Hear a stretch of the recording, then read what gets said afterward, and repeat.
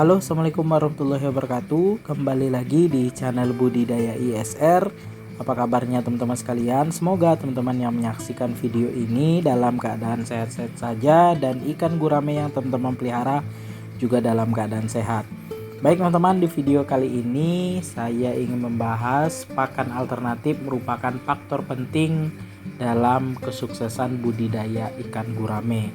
Jadi teman-teman, sangat sering sekali saya bahas tentang pakan alternatif ikan gurame ini karena saya ingin mengajak teman-teman yang mungkin budidaya ikan gurame yang saat ini mungkin keuntungannya sedikit sekali, merasa ya bahwasanya budidaya ikan gurame ini keuntungannya kecil. Sebenarnya budidaya ikan gurame ini merupakan budidaya ikan air tawar dengan keuntungannya yang paling besar menurut saya ya, karena kita bisa beri makan ikan gurame kita dengan pakan alternatif yang bisa kita temukan di alam lebih banyak dari pakan pelet, sehingga kos pengeluaran kita untuk membeli pakan pelet itu lebih sedikit teman-teman.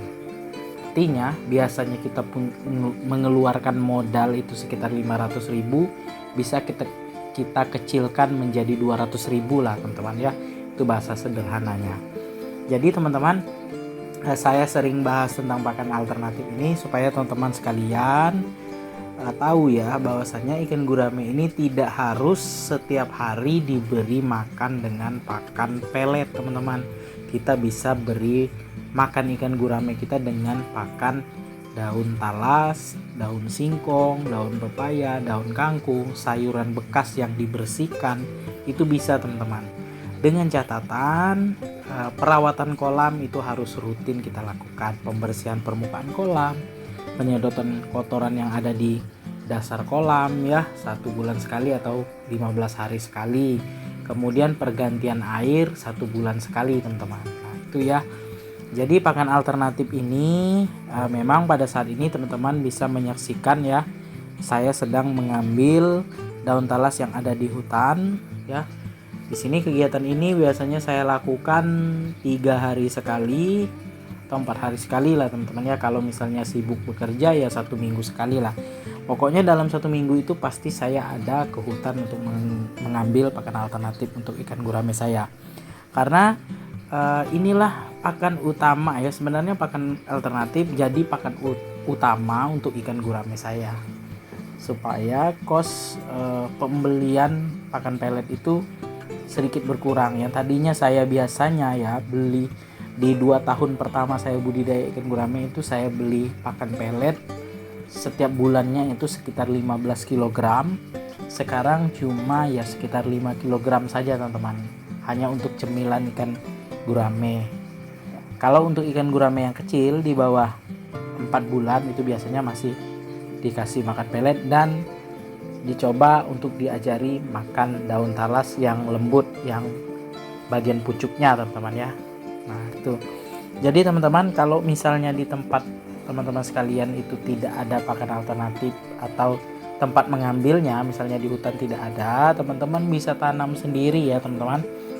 Seperti saya di atas kolam itu saya tanam menggunakan media polybag ya, saya isi tanah, saya tanam di samping kolam juga, di belakang rumah juga ada. Jadi kalau misalnya saya tidak sempat mengambil pakan alternatif di hutan, jadi saya bisa ambil di belakang rumah ataupun di samping kolam teman-teman. Itu ya. Jadi ikan gurame yang diberi makan dengan pakan alternatif ini tidak mengepek apapun ya teman-teman, sama saja dengan ikan yang diberi makan pelet ya. Akan tetapi untuk masa panen, kalau saya perhatikan ya beberapa tahun belakangan, memang ikan yang dikasih pakan pelet 2 kali sehari dan pakan alternatif itu cepatnya lebih besarnya lebih cepat teman-teman ya. Jadi di usia 11 bulan itu ada sudah yang ukuran 600 gram, ada yang sudah 700 gram ya. Rata-rata kalau sudah 1 tahun itu paling kecil itu ya 450 gram teman-teman. Nah itu ya yang saya amati.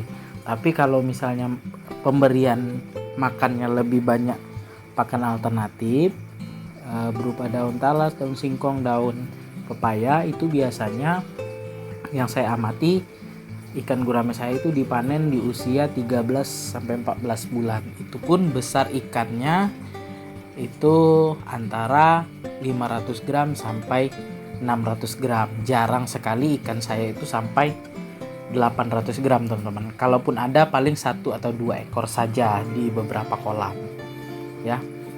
Nah, faktor yang tidak kalah penting budidaya ikan gurame selain kita dapat keuntungan besar dengan cara memberi makan ikan gurame lebih banyak dengan pakan alternatif, yaitu perawatan teman-teman ya. Perawatan kita harus rutin, ganti air 1 bulan sekali, kemudian sedot kotoran. Kalau misalnya kita tidak pakai central drain, bawahnya kita sedot menggunakan pompa celup ya, kotoran yang di dasar kolam, kemudian pembersihan permukaan kolam ya, kotoran di permukaan kolam, sisa-sisa pakan alternatif itu harus dibersihkan ya teman-teman, supaya ikannya nyaman. Kemudian yang tidak kalah penting untuk budidaya ikan gurame ini, ketinggian airnya paling minimal, yang paling bagus ya teman-teman ya, paling bagus itu minimalnya 1 meter tinggi airnya ya, bukan tinggi kolam. Nah, kalau lebih tinggi dari 1 meter itu lebih baik teman-teman. Bagaimana kalau misalnya kolamnya di bawah 1 meter ketinggian airnya? Boleh, tapi dengan catatan tebar benihnya per meter perseginya itu dikurangi ya. Kalau per meter perseginya 20 ekor, untuk kolam tinggi airnya di bawah 1 meter itu bisa 10 ekor saja per meter perseginya ya. Maksudnya panjang 1 meter, lebar 1 meter, tingginya 50 cm airnya, ya tebar 10 ekor saja teman-teman, seperti itu ya. Jadi tidak ada alasan lagi untuk teman-teman sekalian untuk tidak menanam pakan alternatif ataupun memberi makan ikan guramenya dengan pakan alternatif, karena selain kita bisa cari di hutan ataupun kita cari di sekitar rumah kita bisa tanam sendiri ya teman-teman. Tetap semangat budidaya ikan gurame, karena dengan budidaya ikan gurame ini kita punya kegiatan positif di rumah, lebih banyak meluangkan waktu untuk hal-hal yang positif dan memenuhi kebutuhan hidup kita teman-teman ya. Oke teman-teman, sekian dulu video saya kali ini tentang pakan alternatif ikan gurame sebagai penunjang kesuksesan kita budidaya ikan gurame. Semoga bermanfaat. Jangan lupa dukung terus channel Budidaya ISR dengan cara subscribe, like, komen, serta share videonya, agar channel Budidaya ISR dapat berkembang dan terus menginspirasi teman-teman sekalian.